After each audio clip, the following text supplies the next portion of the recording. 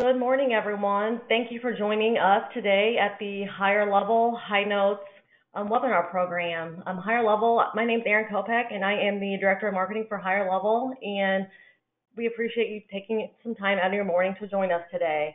If you are not familiar with Higher Level, we are a human capital management company, really just helping focus on managing your recruiting strategy and managing your people. Today you have joined our exciting High Notes webinar program. We're going on the 7th year of this program, and we're really excited as it keeps continuing to grow and really build momentum. So if you do not have your information with us where you receive monthly newsletters or monthly webinar invitations, I definitely encourage you to reach out at hello@higherlevel.com to continue to get some information. We do these on a monthly basis. Sometimes they are live panel discussions. And really just information to guide you through your workplace challenges. And we are always here to help. Today, we have Andrew Metcalf, attorney at Ogletree Deakins. He'll be talking today about documenting personnel issues and all of the challenges and information that comes along with that. So we definitely appreciate you joining us today. A few things before we get started. This call will last, it'll be under an hour. Everybody on the webinar today is set up in listen-only mode. But you will get the opportunity to ask questions. We are going to facilitate the Q&A at the end of the webinar, just so we can make sure that Andrew can get through all of his information. So let's get started. So Andrew Metcalf is an attorney in the St. Louis office of Ogletree Deakins, an international law firm representing business and labor and employment disputes. He consults on a daily basis with companies dealing with difficult employee relation matters. He is also a trial lawyer who defends business in lawsuits brought by employees such as discrimination claims, retaliation claims, and overtime pay claims. He is a frequent speaker to business groups on employment law matters. Andrew joined us last year in one of our largest webinar programs, so we are super excited to have him back this year. And Andrew, I turn it over to you. All right, well, thank you so much, Erin, and thank you everybody for joining us this morning for a fun discussion about documentation and documentation. As you can see from my title here, document, document, document. I think hopefully that gets the message across about what this talk is going to be about. Before I get started with that presentation or anything about me, I wanted to say thank you to Erin and Higher Level for having me. I want you to think for a second about how really cool it is that they take the time to bring us together for these. They don't have to do this. This isn't Higher Level's business. They're not in the training business. They're not in the webinar business. They're in the recruitment business. And for those of you who know them, they do a really, really good job at that. I've heard a lot of great things about them from people who use them. But also, I mean, I think it's really neat that they take the time to think about, hey, you know, what can our community of clients and customers benefit from aside from, you know, the recruitment services that they provide. And so when they've reached out to me to say, hey, we want to bring you in, even though you don't work with us, even though you don't bring in business for us, you know, to talk about an employment and workplace related topic of a legal nature, I've always thought that's really neat that they take the time to sort of open up their community to more than just recruitment and go the extra mile really to provide their clients with a little bit something more. So that's my pitch or whatever for Higher Level and really my gratitude to them for bringing us together today. As Erin said, my name's Andrew. I am a workplace attorney at the law firm of Ogletree Deakins. Hopefully some of you know me and say hi in the chat or send me an email if you know me and we're on this. Just to say hi. I would love to hear from you. So I do two things. I defend lawsuits in courts and at the administrative level, like EEOC charges or OSHA retaliation charges, overtime complaints, discrimination complaints. So I defend things when they go into the court system or administrative system, but on the front end, I also consult with businesses about best practices, how they should deal with crazy situations that come up. And one thing that we often talk about in those discussions, of course, as HR professionals, as attorneys, as managers, is how do we document things that come up? What do we need to be writing down? And why do we write it down? So what I want to do today is have a general discussion about some of my philosophies when it comes to documentation, some approaches that I sometimes take to documenting things when issues come up, so that you can sort of have, when you face situations at work, a general framework to start with and to look at and sit down and say, okay, how are we going to document and accurately capture what is happening here so that we can use it later if we need to make employment decisions or to defend our decisions if it's one of the small percentage of cases or matters in the workplace that goes to something in court or otherwise. So that's the purpose of our discussion today. Again, these are just general approaches. We deal with each of these situations on a case-by-case basis, right? I never document things probably the same way twice, and I don't think you should either, right? I mean, your documentation is going to be different every time, and depending on the situation you're facing, different situations call for different levels of documentation, right?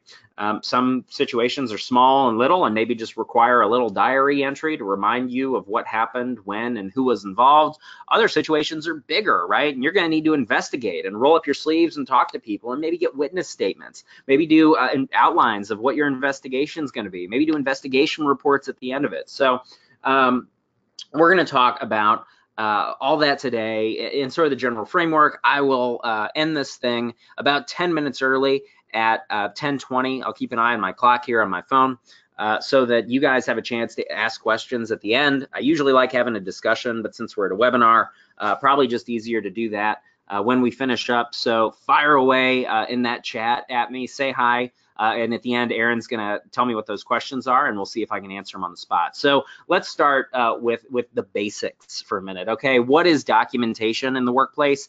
Literally anything you write down or record in any way whatsoever, right? When somebody comes to you and brings a problem or something that might be an issue in the workplace, and you take notes about what's going on, that's documentation. When you send emails after a discussion with somebody, documenting what you talked about or what you're going to do next, that's documentation. Performance reviews are documentation. Reports that you write up or that you get are documentation. Maybe it's reports that sort of reflect an underlying performance issue or some metrics reports that show, hey, there's an underperforming area of our business that's linked with an employee's performance. Well, that report showing the underlying metrics is going to be documentation. Recordings and video, you might not think of that as documentation, but it is, right? It is memorializing what happened in the workplace. So anytime you have a workplace issue, and there might be video or audio recordings that reflect what happened, we need to make sure that we are getting copies of that and hanging on to them. If they're going to be used to make important employment decisions, we want to look at them if they might inform us and help us make better decisions. And then we want to hang on to them so we can say, hey, here's the proof in the pudding. This is why we made the decision. As we all know, we're in the 21st century today, and we're going to talk about that during this webinar. Facebook posts, Instagram posts, Twitter posts, LinkedIn posts, whatever else are documentation now, right? And we all wish that it wouldn't so happen that somebody would come in every now and then and say, you won't believe what happened on Facebook or Instagram or Twitter last night, and here I've printed it out for you. But that's documentation too, and something that unfortunately I think in the 21st century, the walls of our workplace are virtual and are penetrated by Facebook posts that happen off hours and outside of work, can often affect life for employees in the workplace. And I don't think we should turn a blind eye to that. That's a whole different presentation. But at the end of the day here, what I want you to know is Facebook posts, of course, and things online can be things that you act on. And if you do, or don't, are something that you need to make sure we're keeping a copy of in the process of. Performance counseling, right? Could be very routine, could be very small, could be usually a 5-minute discussion with somebody about, hey, my expectation is this, you haven't met that expectation in this way, and this is what you need to do going forward. And the employee says, okay, great. That's something that should be documented in some small way. Performance improvement plans, the list could go on and on and on.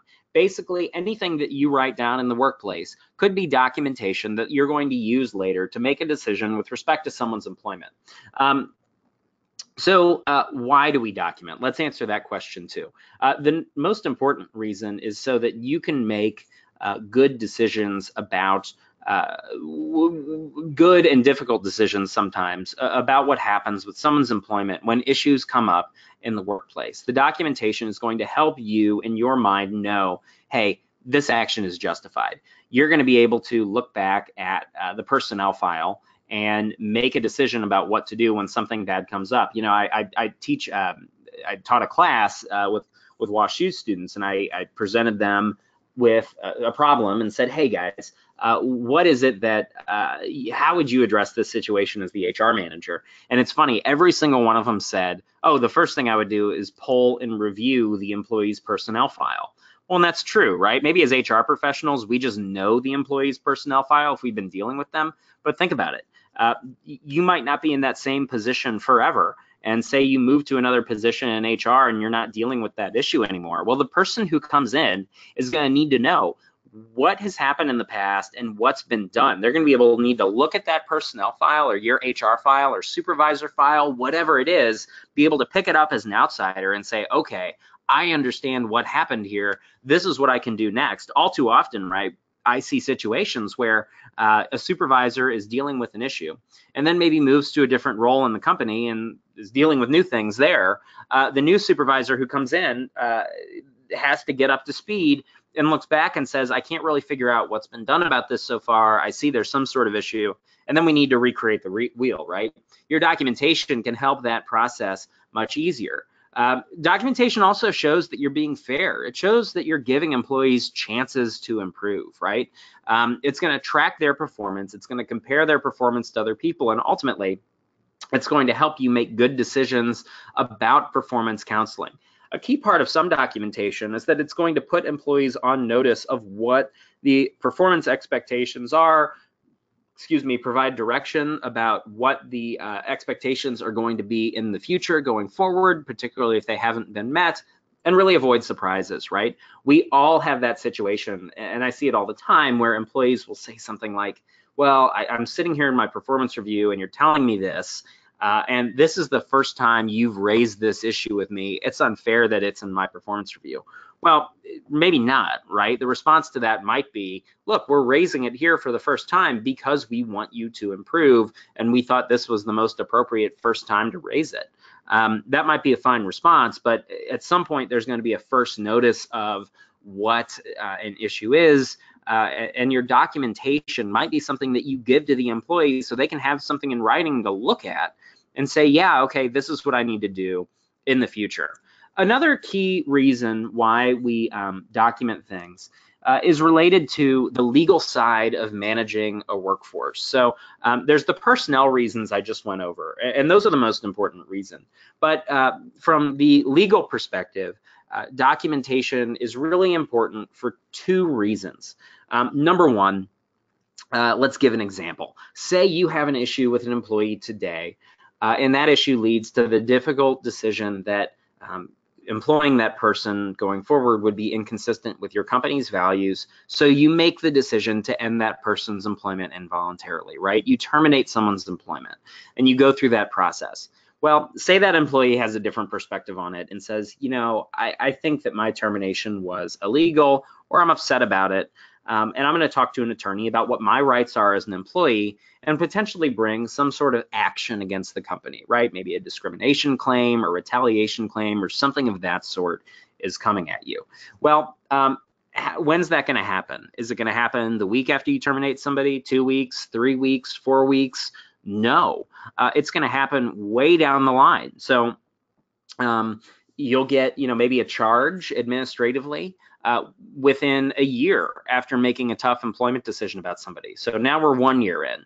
The EOC or an agency might investigate that charge for a year or more. I have some charges that have been investigated for many more years than that, albeit not very actively, but they're still hanging at that stage, right? After that administrative stage is done, after an administrative agency investigates the charge, it's not uncommon that the issue might go to litigation after that. So now we're a couple years in and we're just starting the lawsuit process. Okay, so if a lawsuit is filed, there's just statistically about a 2% chance that it'll go to trial, but a much greater chance that there will be depositions, that there's going to be an exchange of documents and things of that nature. And if you come to me, I want to try every case that's out there. So I'm always vying to be that 2%. If you want to be, we're going to defend your case like it's going to trial. And in the process of that, we're also setting it up for a potential dismissal or a really favorable resolution or something short of trial. So we approach it the same every time. But think about the timeline here, okay? Now this case has been filed a couple years after the employee's gone. How quick is it, the case going to go to a trial? Well, that varies widely. It can be at earliest about a year and a half after that.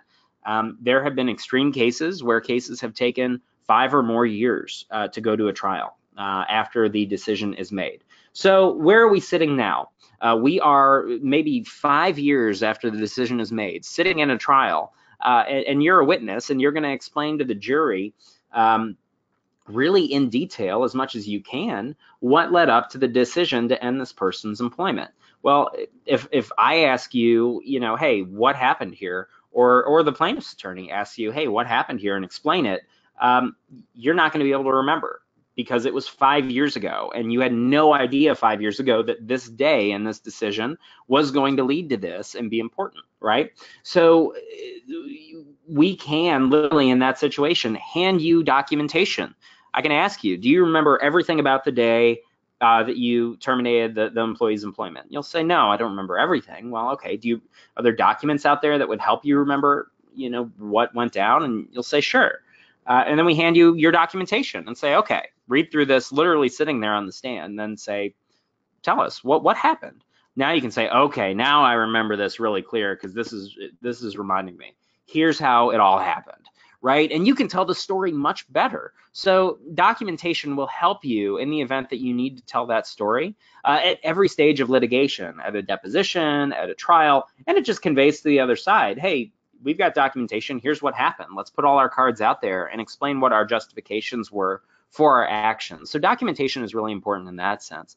It also just proves what you did and why you did it. It's one more piece of evidence we can use to show, look, you had legitimate reasons for your actions. And I tell juries, look, you don't have to believe my clients, you don't have to believe the plaintiff, because look, here it is. And I wave around the documentation and say, they wrote down what happened when it happened. And here's what it says. They did what every HR professional and manager should do. They realized this employee might be upset about what was happening and might try to bring some sort of action. So they wrote it down. And here's what it says. So those are really the two ways that documentation are used in litigation. Certainly, you can have litigation without any documentation and have it be really well defended. That happens all the time. I don't really care sometimes if there's no documentation. If we have people to explain what happened, that can be just as good. But ultimately, again, you're not going to remember all the things that led up to the reason why someone was let go, particularly if you're talking to them periodically about these issues, even for 2 minutes. You're not going to remember all those 2-minute conversations. I want to give you credit for them and make sure we can tell the jury, yeah, I don't remember every time I spoke to this person about this attendance issue, but I wrote it down. I jotted down notes every time I did, and you can see here, I spoke to them 5 times about it in the month of May. You know what I mean? So having documentation can be really useful for those purposes. But again, the personnel purposes are the most important of all of them. Again, most things don't go to the rainy day of a litigated case, but I think we should just approach every situation like we want to justify our decisions and explaining why we did what. So that's sort of my general tips. And I want to get more into my biggest general overarching tips for documentation on this slide. So how do you document generally? My biggest thing that I tell managers and HR to remember when you're documenting things is to really, whatever you're writing down, whatever form you're doing it in, I want you to do that in such a way that if somebody picked up your documentation later and looked at it without talking to you, I would love it if that person can read your documentation and understand the pertinent facts about everything that happened.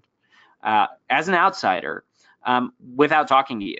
I would like them to know the story by reading your documentation. And that's what you're doing, is you're telling the story of exactly what happened as you observed it. You're talking about who was involved, what happened, when it happened, sometimes where it happened is relevant, why it happened, what were the circumstances of what happened, and how it happened, right? What was people's demeanor? What was their attitude? Paint the picture for me. Like, be a writer, and tell me the story of what you witnessed. Sometimes I tell managers in HR that I'm working with, I want you to think of this sort of like a diary. So, think if you were writing a diary about what happened today, how would it sound? Well, you'd start with Dear Diary. I'd really like you to not put that in your documentation because it'll be super weird. And I'm not sure we'll be able to explain it later. But how would you start it? Well, one, you'd put the date, right, on the document that you're creating. You'd put probably your name at the front of it, right, on the front of your diary. Same thing goes for your documentation. I get documentation all the time, and it starts with, today I spoke with so-and-so about her complaint. Well, I don't know who I is. If I just find this randomly, how am I going to know who you are? So putting your name and the date up top, and then what happened that led to you documenting. Well, often it's, today so-and-so stopped by my office for about a certain number of minutes and said she wanted to make a complaint about this issue. Okay, great. That's the story. That's how our story always starts with an HR issue that we deal with. I mean, that's how a lot of documentation should start. And then after that, you're just going to document facts. What do you learn? When do you learn it? And what conclusion are you starting to reach? Keep it simple. Format nicely. Write short sentences. Write short paragraphs. And then just tell me what happened. What did you plan to do next? What did you actually do next? And what was happening as you were looking into the issue?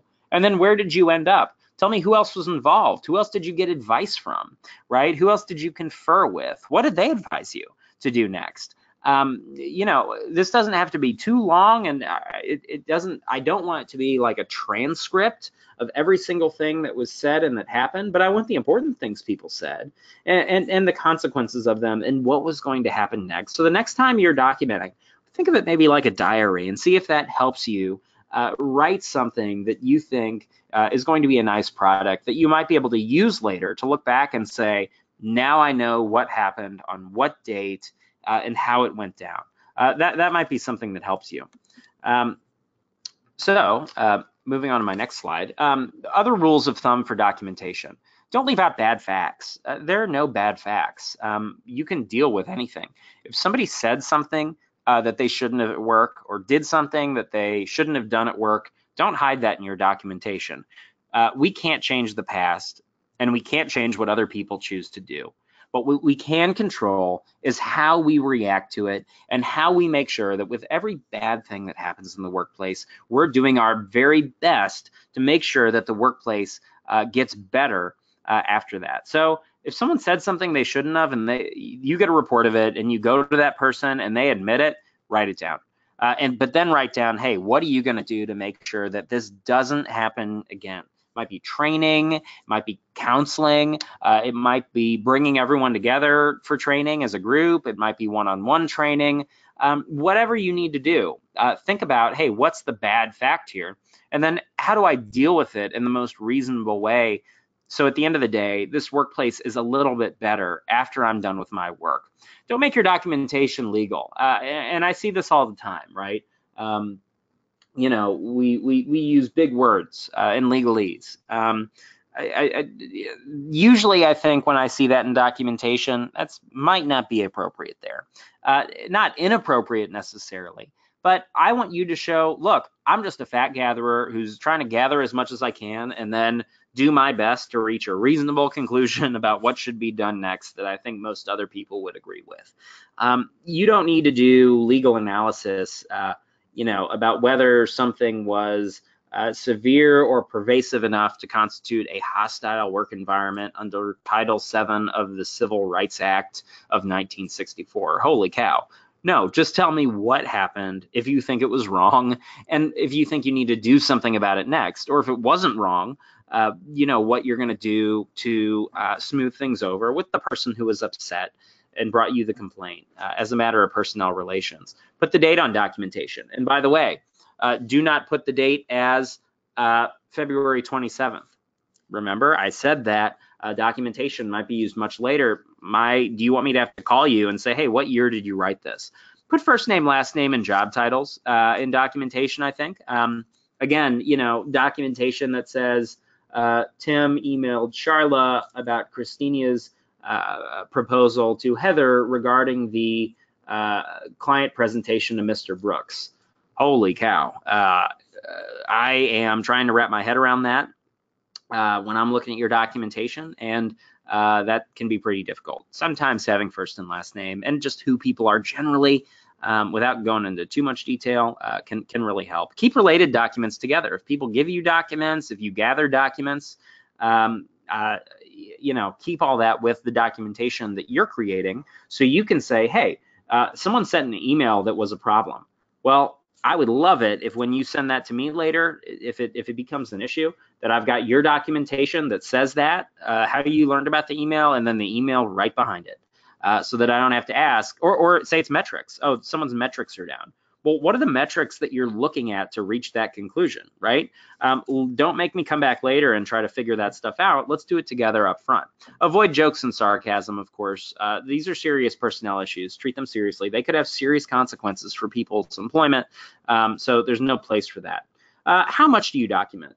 Err on the side of over-documentation, maybe. If you are looking at a situation and there's red flags and you think, gosh, I might need to remember this day later, this day is a good example of something that's been a problem, then it might be something you want to write down. At the same time, be concise. So I know those are kind of conflicting messages from me. I get that. But, we don't need, again, a 30-page report sometimes for something that's not a huge issue, right? Sometimes we can deal with things in a much more streamlined manner, and your documentation should reflect that. This is the biggest thing I want to talk about today, really, is documentation of investigations. And again, we document these things differently often every time, and we should, depending on what the nature of it is, right? Not all complaints are the same, and they should be addressed uniquely and based on what the circumstances of the complaint are. But very often, if an employee comes to you and says, hey, I've got issues with something, you might say, hey, I want you to write that down for me. I think you're mentioning a lot that I want to think about and look into. And if you think it might help me understand it, I'd welcome you, if you want to write it down. So sometimes getting statements from people involved in an issue might become part of the documentation you're going to get in investigations. Sometimes too, writing down a plan can really, really help. And it doesn't take that long. I mean, I know you guys are busy, you have a lot to do, but sometimes writing down a plan before you start an investigation about what you intend to do or thinking about doing really might help guide you, might help keep things organized, and again, might show later what it is you did. So your documentation might say, if you're keeping it simple and doing a diary, so-and-so came to me on this date, and they raised a complaint, an issue about this issue. And this person, first name, last name, job title, I went ahead and got a statement from them, and they wrote it down, and I'm putting it behind this documentation report I'm creating. Boom, new paragraph. Okay, this is what I'm going to do about the complaint that I got. I'm going to talk to so-and-so. I've scheduled the time to do that, on this date. And these are the documents I'm going to look at or look into. I'm going to get advice from this person. Okay, boom. New paragraph. What happened next? Who do you talk to? That's a really simple way to document. Again, you don't have to do it that way every time. But I think generally we want our documentation to show what we're doing it, who's involved in it, and when we're doing it. Again, avoid opinions and speculation as you go along. You can certainly put conclusions in there as you reach them. Don't be afraid to make conclusions. yes, it's okay to do that. It's okay to have opinions after you look at all the relevant evidence and say, gosh, you know what? I think this is what happened here. One employee's telling me this, one employee's telling me this. This is what I can tell. And I really suspect, this person might not be telling the truth about this. It's okay to reach those positions as long as you have something at the end of it, usually, that says, and I'm reaching that conclusion because of this, that, and the other thing, right? We worry about sometimes being brave and making those opinions, but I generally think once you have the facts that you've gathered in your documentation to back it up, that you're better supported and in a better position to make them. Again, don't exaggerate. Don't comment on legal issues. Just cover the facts and what you think should happen next. Don't blame people. Of course, don't use vulgarity or slang. No unprofessional comments. No cynicism or sarcasm.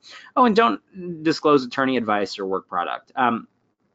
If you're conducting an investigation and you're using one of your good outside attorneys that I'm sure you all have on speed dial, be careful to make sure that you keep separate what you're talking about with your attorney and what you're documenting, that you intend to be shared with others. And you have decisions to make at the beginning of an investigation about what's going to be confidential and what's not, and that's a whole nother presentation, but something you can talk to an attorney about in the course of working through investigations and documentation, and you should, because you might want some things to be not confidential, but other conversations with your attorney to be confidential. It's really, really important, I think, to make sure that everyone understands the parameters of that as you go through with an investigation. Again, some examples of poor documentation. The employee is always late. She never has a good excuse. Well, that's not really factual. I need something before that. What are the dates she's been late? Has she provided an excuse on any dates? What has she said when she's come in? Write that down in your documentation. If someone's got an attendance issue, do that, and then sit down with her. You can show it to her and say, look, this is what I'm dealing with. But the person probably isn't always late every day, right? That's an exaggeration. The person maybe has a good excuse sometimes. It's not that she never does. So think about that and that kind of exaggeration. Someone saying, oh, this failure to use the right form could have cost the company millions of dollars. Well, really? Do you know that? What's the exact number, that it could have cost? Are you aware of it? Be careful with statements like that because they sound like hyperbole.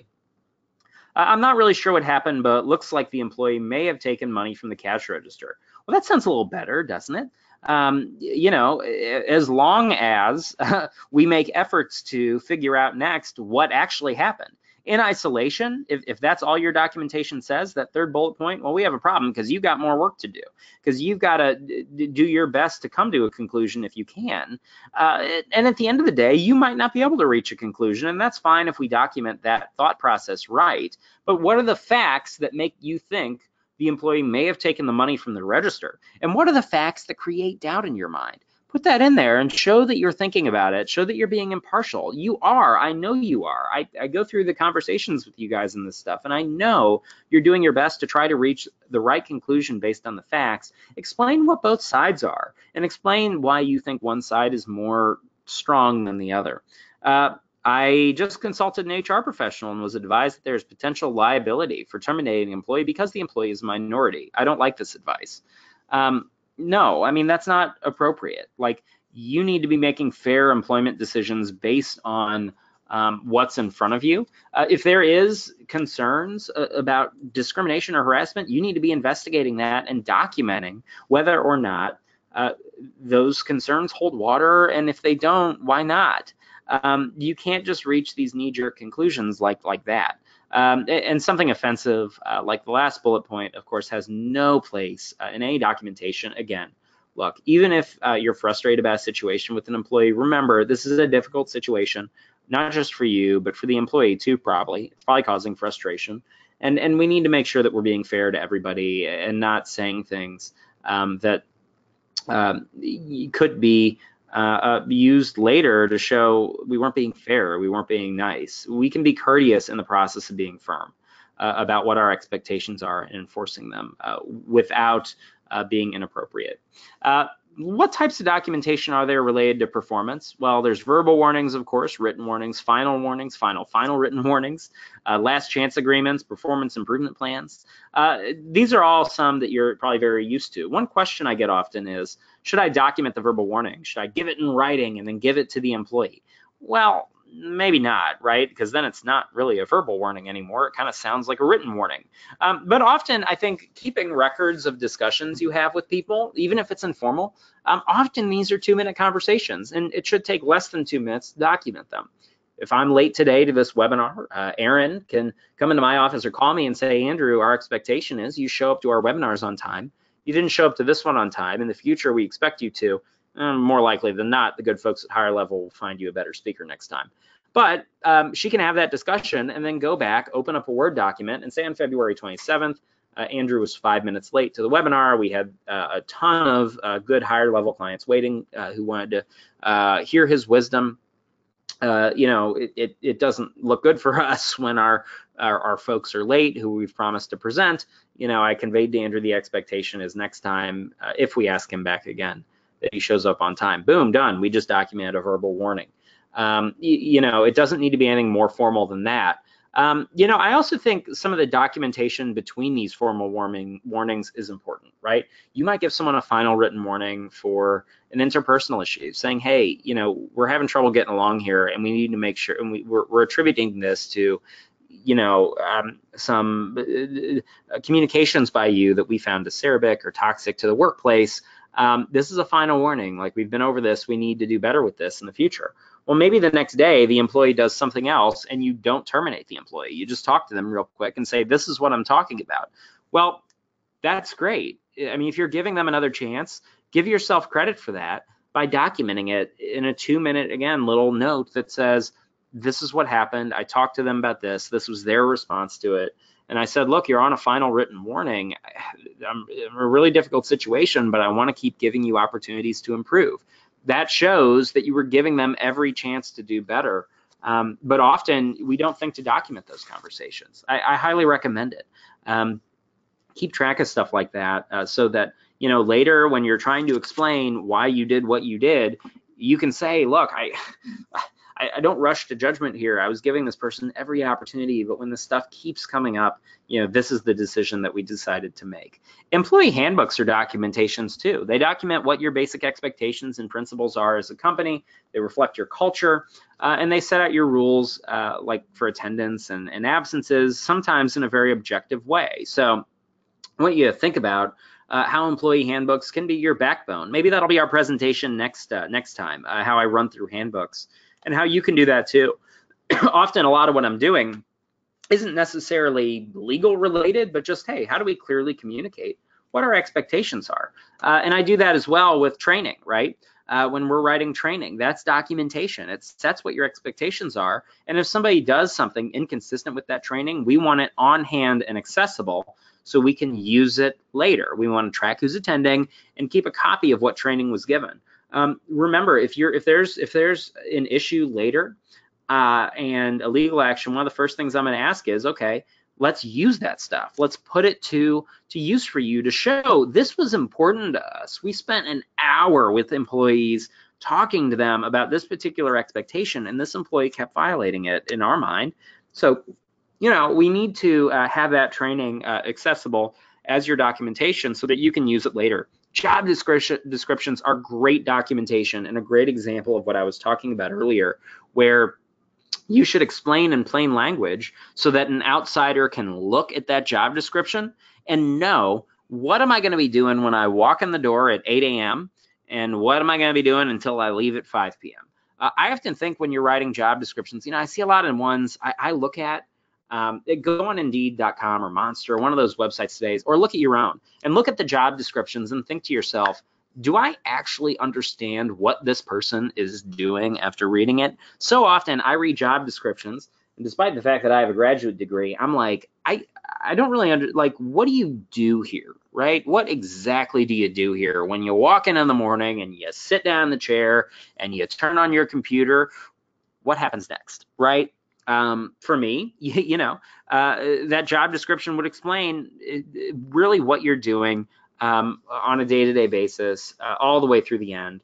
Of course, you need to have things in there like your physical and non-physical requirements for ADA purposes, and make sure those really accurately reflect, again, what it is that you need this person to do, and start thinking about how you might be able to accommodate how they're going to do it. Reflect your company culture. If you're a small business and you have a really tight-knit family-like atmosphere that takes care of people, have your job descriptions reflect that. And have language, of course, that says they aren't all inclusive, that people, you're the kind of culture where people step up and help each other no matter what, and keep them updated, of course, as things change. So that's another type of documentation out there. Employee reviews. This could be a whole nother presentation we do as well, and something that I've had some really fun discussions with companies about, and really just read about and seen about how employee reviews are evolving in the workplace. For both legal reasons, but practical reasons, right? We used to do employee reviews to track people on a yearly basis. And so it was the big annual performance review, maybe with a mid-year check-in for good measure right in between. We've found that we want to make decisions about people's employment more often than annually, right? We don't want to just do it annually. So why do we just have annual reviews? I think in the perfect world, we would do feedback formally a lot more often. And with technology and the apps out there that you can use to track employee performance, which are super cool, and I wish I invented, because I'd be sitting on a beach in Clearwater right now, not in rainy St. Louis doing this. Those things are so cool at, making sure that you're keeping track of what people are doing and whether it meets your expectations. So that's documentation though too. You want to make sure that you're capturing the key aspects of someone's performance. My biggest thing, give honest reviews. Usually if someone's been working for you for a while, they're not awful at everything, right? And if they are, then we probably should have made employment decisions sooner. One, we want to be honest and show what people are good at and bad at. But two, which is all of us can improve. Any of us who think that we can't, we're wrong, right? But we want to make sure that you're, encouraging the employee by saying, look, this is what you're doing well. I want to give you credit for that. But this other issue is big, and we need to talk about that, and we need to ameliorate it immediately. So performance and discipline, I sort of already talked about earlier. In performance documentation, like a written warning, I generally say, think about taking a 3-step approach. Don't start by attacking the employee in it. Start with a little sentence or two about what the expectation is and why it's important. All too often, I see documentation that starts with, Andrew did this wrong. He was doing a presentation, and he said this, and it was wrong. Well, hopefully I don't see that documentation anytime soon, but if you need to give me that feedback, shoot me a message on LinkedIn. I think, all of us are resistant to feedback, right? We all, when we hear you're doing something wrong, there's a person inside of us that's small or big that's going to say, gosh, I disagree with that, right? Our first reaction is to dig in our heels and say, sorry, I don't think that's right. We don't want to be criticized, and I get that. So, I like to start with, hey, what's the expectation and why it's important? Because usually we can all buy into that, right? So your documentation can get the employees buy-in from the start, and then talk about why and in what way the expectation has not been met by the employee and what the expectation is for the future. Fully describe it. Again, who, what, when, where, why, were there prior warnings, were there trainings, acknowledgments, when did they happen? Is the employee aware of the rule? If so, I want your documentation to show that. Again, hopefully we talked about that a little bit earlier.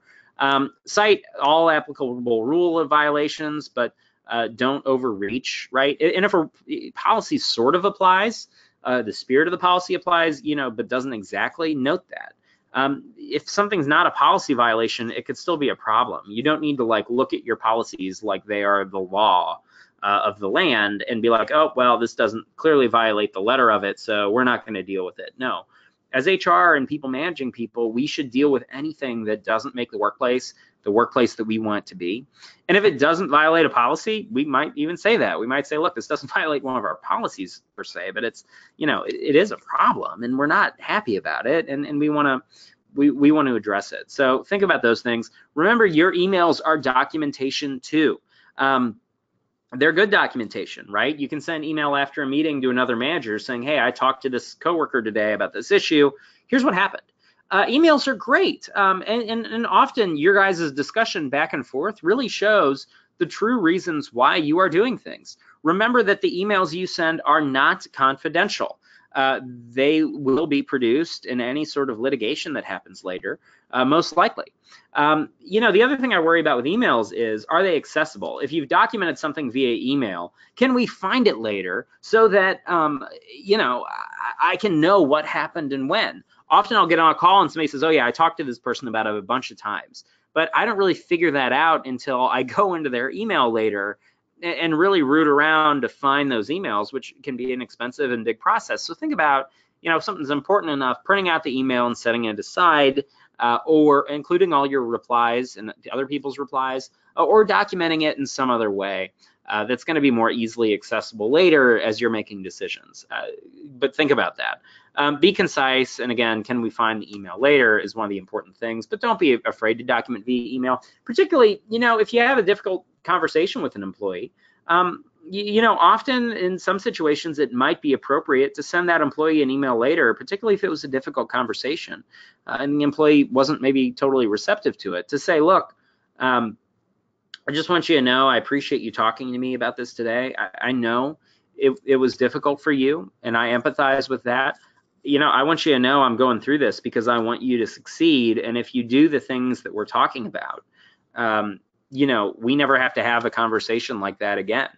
I'm going to work with you closely to make sure that happens. I think sometimes we're afraid to send emails like that, right? Somebody is just really upset and we have a difficult meeting and you walk out and you're like, oh man, that was really tough. And you go talk to another manager about it. You talk to a lawyer about it. You talk to whoever about it. You talk to your significant other about it when you go home.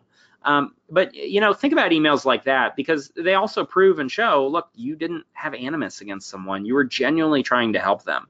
So think about that as you communicate. What genuine feelings do you really want to communicate that are going to help this employee succeed, help motivate the employee? Again, this isn't really legal stuff so much as personnel relations of how do we change culture and behavior. Text messages are documentation too. Those aren't confidential either. When we go into a lawsuit, we're preserving text messages and getting them from employees. So remember, the things you talk about over text with coworkers will be used later. Don't fight or engage in big issues over text. If there's a big issue, if somebody texts you a giant complaint and it's this like 10-page text, usually what we're going to say is we need to talk about this in person or over email or something that's not text, because just usually it's not if you look, let me put it this way. If you guys ever are faced with a big employee issue over text message and someone sends you a 10-page text and you send a text back and it just resolves the entire issue, hey, let me know. I'll take you to lunch because you've accomplished something that I think most people can't. Text messages aren't the way to do it. Usually in many cases. So consider that, sending texts that in response to complaints you get or issues that will bring it to some other forum where you can better communicate in a way that's going to adequately deal with the issue. If you make a mistake in documentation, go back and fix it. Be honest in our documentation. Explain why. If you thought you were reaching a conclusion, but then you're wrong about it, that's okay. Document it. Again, just be honest as you go through this. I've got some other slides here, but these are the main points that I've talked about are what I've really hit. Termination documentation is consistent with everything that we've talked about so far. Again, this is a really important thing and very consequential for someone's life if we terminate their employment. So we want to make sure to take that seriously by documenting it. What happened? What was said during that meeting and what was not said in particular. Write down what people talked about so that later, again, you can provide that to somebody if there's an issue and say, look, this is what happened. And if you want to talk about it more, I'm more than happy to. Of course, you keep those kind of communications confidential and only share with people on a need-to-know basis as as you do it. Severance agreements, again, fit for their own presentation, but not really documentation, maybe in the classic sense, but something you consider in the process of termination, something that you can offer in certain situations if appropriate. Closing thoughts, guys, before I open it up to questions, and I hope you have questions, are, be alert for these issues. Think about, when there's a red flag of, gosh, I might need to remember this later. It might be something that you want to write down, and think about how you write it down accurately. Think about the situations that come up where you want to talk to somebody about something later, that might serve you well as you go forward dealing with employee relations issues. I really hope that this was helpful. Again, my name's Andrew Metcalf. I'm an attorney at Ogletree Deakins. I would love it if the dozens of you on this call would head over to my LinkedIn and LinkedIn friend me or say hi to me over email or at an event and tell me what you liked or didn't like about this presentation and webinar. I love it when we can meet in person, but it's nice to get to do this too. So I hope you guys enjoyed it. And with that, Aaron, I'm going to turn it back to you. I hope that you have some questions submitted by an active group of attendees and that we don't just have crickets on the line for 10 minutes. So thank you, guys. What questions do you have?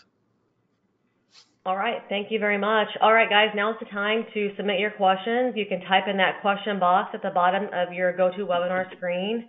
I do not see any coming in yet, but we are anxiously waiting for you guys to ask questions. I know I have a couple myself, but I'm going to hold off.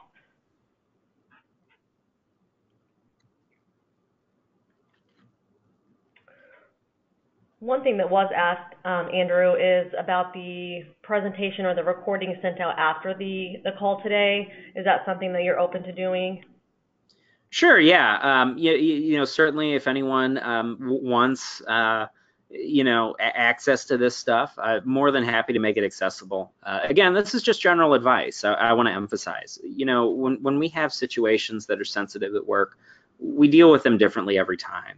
So keep in mind that what I'm preaching here isn't necessarily the be-all, end-all, or the gospel of how to document things at work.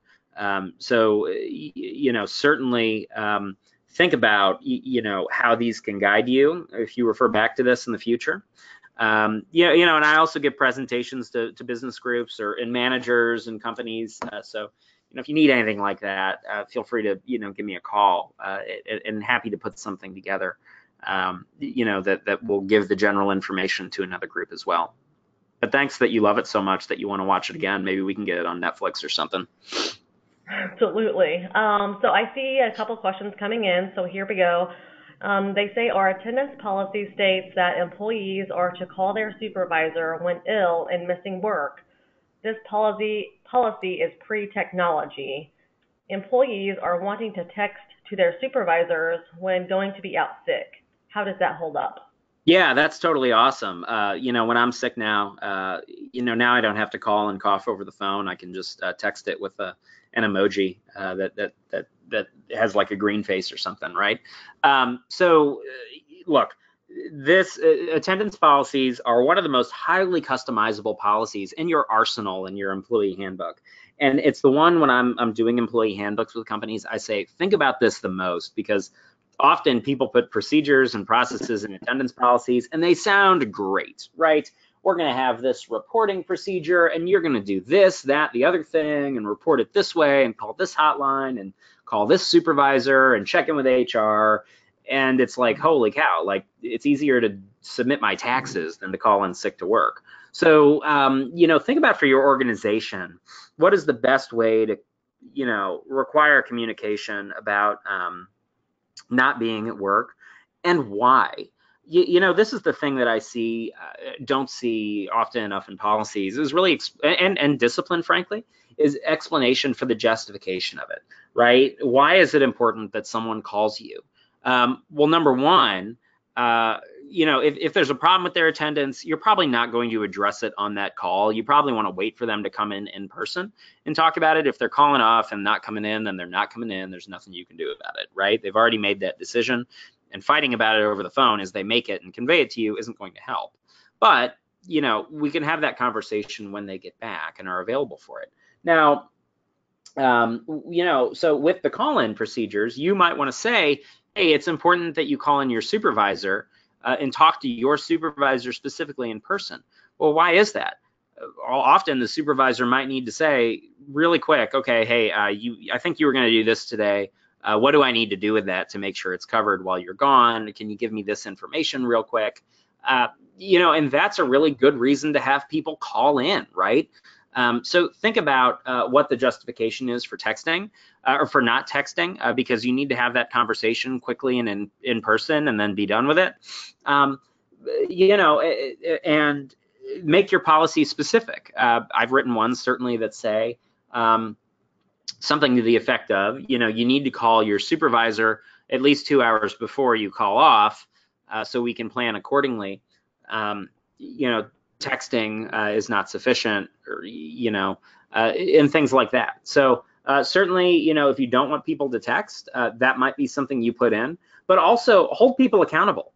If they text you once and say, hey, I'm not coming in, I'm sick today, or something really bad came up, or I had a flat tire, you might text back and say, okay, hey, thanks, really hope everything comes together. Be empathetic.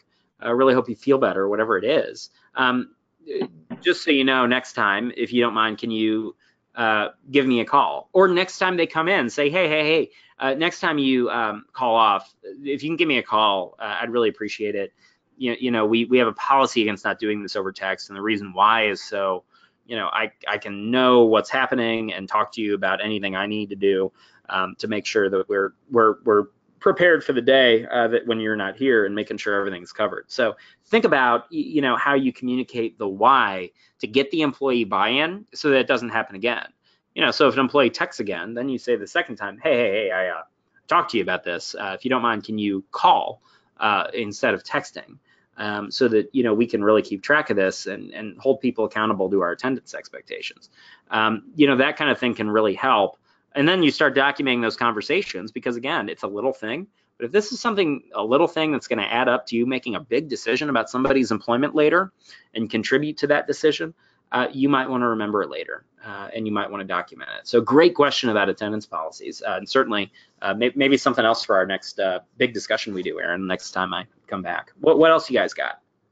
Yeah, I like that. So kind of to piggyback on that note, when someone is contacting you via text, what do you think is the best way to preserve that information to secure the thread? Like just screenshot that and put it in a file? What would you recommend?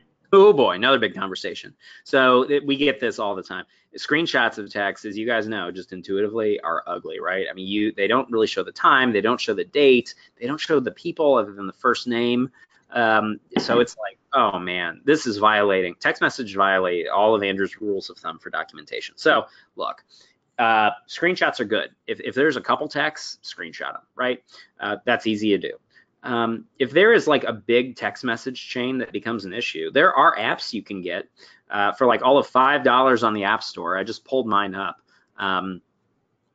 on this thing, and it's called Export iMessages or something, and literally you plug it into your computer and you hit export, and then on your computer you can select whole text message chains to get out of there. So that's really cool, and a nice way that you can get text messages off your computer. I've done that before.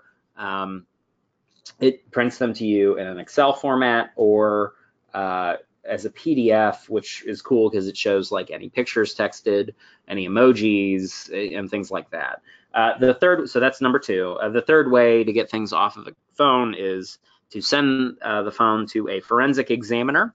Appropriate sometimes, particularly in like non-compete situations where we're worried about whether someone was soliciting another employee or soliciting business illegally in violation of an agreement. You might want to get that person's phone after they turn it in and send it to a forensic examiner to pretty much go through the same process I just described to you in step 2 that I suggested. But they're going to do it officially and use their technology to do it, which might help us and help get us things that are going to help you document. So great question about text messages. Yeah. All right, looks like we have one more question from Claire, and that is, how can I document when the spouse of the employee comes to the workplace and threatens the other employees? I am not there and only have the other employee's word on this. Yeah. So again, I mean, it's going to be case by case in this sort of situation. So it's hard to me give you advice, particularly the situation that you're giving me. You know, if you called me about that, we would have a big conversation about what's going on and what we need to do next. But again, think about what that documentation would look like as a diary. If you're just getting this situation to come to you, how would you write that down afterwards to wrap your head around it and decide what to do next, right? You would say, on this date, here's my name. On this date, so and so came to me and complained that this other person, first name, last name for both, who they work with, said to them or texted them or emailed them the following. What did the employee tell you? I told the employee to get me these communications immediately because of the workplace safety issue. I'm getting security, or I got security involved in this way, and had so and so escorted away from our premises, if that's what you need to do, to ensure a safe workplace, or we called the police, or if it's not something that you feel rises to the level of a potential imminent threat like that, explaining that in your documentation, but saying these are the steps I'm going to take to deal with it. Right? What do you want to do? What are you probably going to do next? Well, you're probably going to look at the communications themselves. So you're going to get a copy of those, whatever the texts are, whatever the emails are, whatever the Snapchats or the WhatsApps or the whatever else. You're going to say to the employee, hey, I care about this issue. I need to see a copy of this, if it's in writing. If not, it's just tell me verbally what was said and who heard it, who was there, right? And then you're going to go talk to those people. So then you write down, look, I'm going to go talk to those people. And you do, and here's what they say.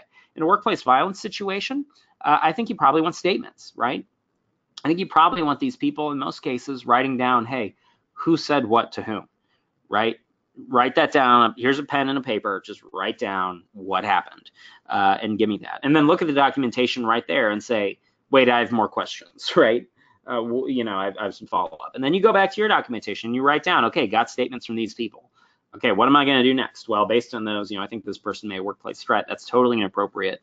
Here's what we're going to do about it. We're going to do training. We're going to do a termination of employment decision, whatever it is. So that kind of documentation is generally how you might, depending on the circumstances, approach a workplace violence situation. So I just gave you an answer in 2.5 minutes that also could be its own presentation, but I hope that helps guide you a little bit. Again, I think Erin's going to say we're out of time. Really fun talking to you guys, and thank you for the really good questions. Again, I hope I go on my LinkedIn after this and I see a bunch of y'all are my new friends virtually, and that we have the chance to connect again in the future. But again, I want to end how I started by saying thank you to Higher Level. They don't have to do this, and it's really neat that they take the time in their community that they've created of many, many good clients to bring everyone together so that we can talk about best practices in this kind of format. Always happy to continue that discussion with any of you, and hope that you have a good rest of your dreary day if you're here in St. Louis. And thank you again, Erin, for having me. Got it. Thank you very much, Andrew. And I will say Andrew posts a lot of great content on LinkedIn. He shares a lot of great resources, so definitely connect with him. Shoot him an email. He provides a lot of great information to the Higher Level team, and we appreciate that. Thank you again today for everyone who spent their morning with us. My appreciation for that. But that concludes our program for today. Just a little bit more information about what we have coming up in March.